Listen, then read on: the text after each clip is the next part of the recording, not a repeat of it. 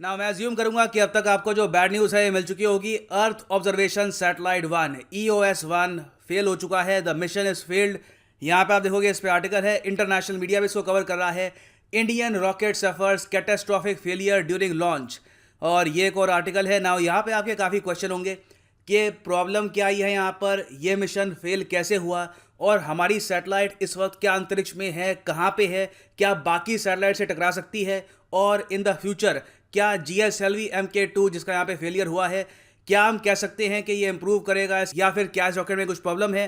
सब कुछ मैं यहाँ पर आपके लिए करूँगा क्रिस्टल क्लियर। मगर सबसे पहले एक बात मैं यहाँ पे क्लियर कर दूँ कि देखिए, जब आप सैटेलाइट लॉन्च करते हैं, जब कोई भी देश सैटेलाइट लॉन्च करता है, फेलियर्स कैन हैपन। आखिरी बार आप अगर देखो तो इसरो का एक सैटेलाइट लॉन्च फेलियर हुआ था 2017 में। उस वक्त इसरो को लॉन्च करनी थी IRNSS-1H। ये मिशन फेल कर गया था। PSLV प्रॉपरली इसको ऑर्बिट में पहुंचा नहीं पाया। तो 2017 के बाद अब 4 साल बाद हम यहाँ पे 2021 में एक डिसअपॉइंटमेंट देख रहे हैं, एक फेलियर देख रहे हैं।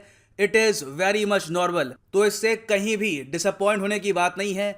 ISRO will come back stronger. ये सैटेलाइट हम फिर से बिल्ड करेंगे और वापस इसको कुछ ही दिनों में, हो सकता है कि कुछ ही हफ्तों में, इसको वापस फिर से लॉन्च करें। We will not stop. और देखो, जब बात आती है अंतरिक्ष की तो आपको रुकना होता भी नहीं है। Failure is a part of the journey. NASA की दर्जनों सैटेलाइट्स फेल हो चुकी हैं। एग्जाम्पल के लिए इनकी एक बहुत ही फेमस सैटेलाइट है ग्लोरी सैटेलाइट, ये फेल कर गई थी। चाइना की आप अगर देखो तो पिछले कई सालों में काफ़ी सैटेलाइट्स फेल हुई हैं। So it is part of the journey. और यहाँ पे आप देख पाओगे ये ट्वीट है इसरो की। ये कह रहे हैं GSLV F10 जो GSLV Mk2 का एक वेरिएंट है, इसका लॉन्च हुआ आज सुबह। परफॉर्मेंस ऑफ स्टेज 1 और स्टेज 2 वॉज नॉर्मल, मगर जो क्रायोजेनिक अपर इग्निशन है, ये भी आपको दिखाऊंगा, ये प्रॉपरली हो नहीं पाया because of A technical anomaly. ना जो ये शब्द है ना, एनोमली, इसका मतलब होता है कुछ अजीब सा हो जाना, कुछ अनयूजुअल, कुछ अनएक्सपेक्टेड हो जाना। तो बहुत ही सिंपल भाषा में आप कह सकते हैं अपर क्रायोजेनिक स्टेज में एक माइनर टेक्निकल फॉल्ट आ गया और इस वजह से जो EOS-3 सैटेलाइट है ये मैक्सिमम पहुंच पाई at an altitude of 139 kilometres. तो आप कह सकते हैं बिल्कुल टेक्निकली ये अंतरिक्ष में है, मगर सिंस रॉकेट की जो क्रायोजेनिक स्टेज है इसने दम तोड़ दिया, ये आगे नहीं जा पाई। अच्छा, इसको जाना कितना दूर था वैसे? देखिए, प्लान तो हमारा यहाँ पर था कि इसको पहुँचाएंगे जियो स्टेशनरी ऑर्बिट में, मतलब कि धरती के सरफेस से करीब 35,000 किलोमीटर से भी दूर इसको ट्रैवल करना था।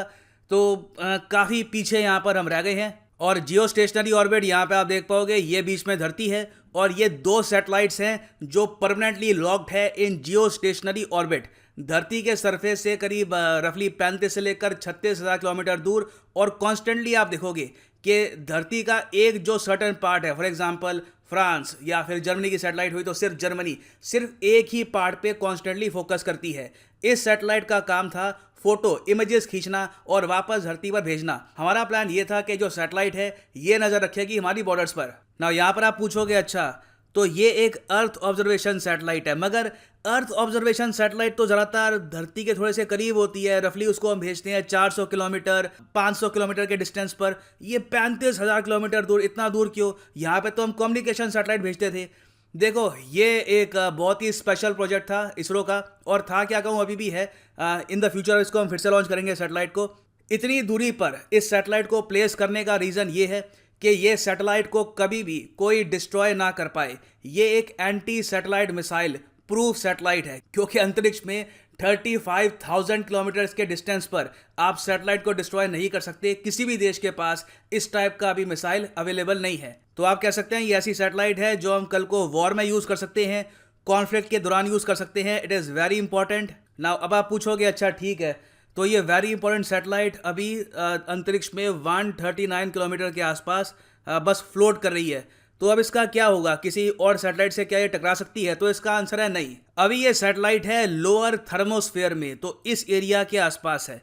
जो इंटरनेशनल स्पेस स्टेशन है, जो बाकी बहुत सारी हज़ारों सैटेलाइट्स आज के समय अंतरिक्ष में, ये आपको थोड़ा सा अपर थर्मोस्फेयर एरिया में मिलेगी, मतलब कि रफली 300 से लेकर 400 किलोमीटर के डिस्टेंस पर फ्रॉम अर्थ सरफेस। तो बाकी किसी सैटेलाइट से टकराने नहीं वाली।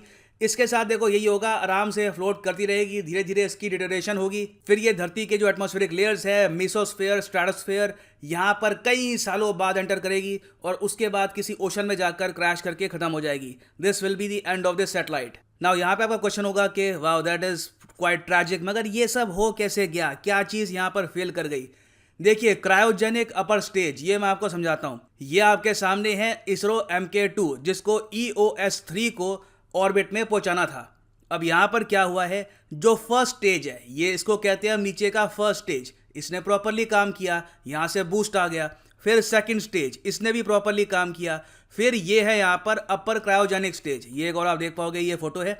नीचे यहाँ पर आप देख पाओगे, ये है core liquid stage, work fine, no problem. Solid rocket boosters, बिल्कुल बढ़िया काम किया, नो प्रॉब्लम एज वेल।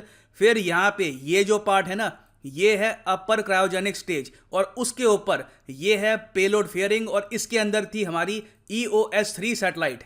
तो ये जो पार्ट है, ये बस ब्लास्ट ऑफ नहीं हुआ, इग्निशन हुआ नहीं, ये बस आप कह सकते हैं डड हो गया। और इसी वजह से अंतरिक्ष में एक जो बहुत ही लंबा सफर तय करना था, कई हजारों किलोमीटर का, EOS ट्रैवल नहीं कर पाया। और रीजन क्या है, इसरो ने बताया, एक एनॉमली, अनयूजुअल चीज, कोई बड़ी बात नहीं है कि हफ्ते बाद ये हम फिर से ट्राई करें and everything will be 100% successful. और यहाँ पर ये मत अज्यूम कर लेना कि GSLV MK2 में कुछ प्रॉब्लम है, ओवरऑल इसका सक्सेस रेट काफ़ी अच्छा है। आखिरी बार आप अगर देखो तो GSLV MK2 का एक फेलियर हुआ था, तो वो था 2010 में। उसके बाद से आप अगर देखो तो बहुत सारी सक्सेस भी दी है इस रॉकेट ने हमको, तो ऐसे ही कुछ चिंता करने की बात नहीं है। आई एम श्योर एक टेक्निकल फॉल्ट था, इसको वापस रिपीट नहीं किया जाएगा। और हाँ, फाइनली मैं ये भी ऐड कर दूं कि ये एज्यूम मत कर लेना कि अर्थ ऑब्जर्वेशन सैटेलाइट 3 EOS-3, या फिर इसको एक और नाम से भी बुलाया जाता है GSAT-1, ये एक मिलिट्री सैटेलाइट है। इसका ऑब्वियसली हम यूज़ करते बॉर्डर्स की प्रोटेक्शन में,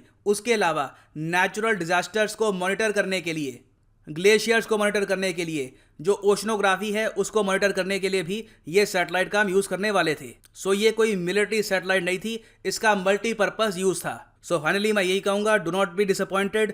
फिर से ये सैटेलाइट लॉन्च होगी और उस वक्त एक मिशन सक्सेस वाली वीडियो अपलोड करूँगा।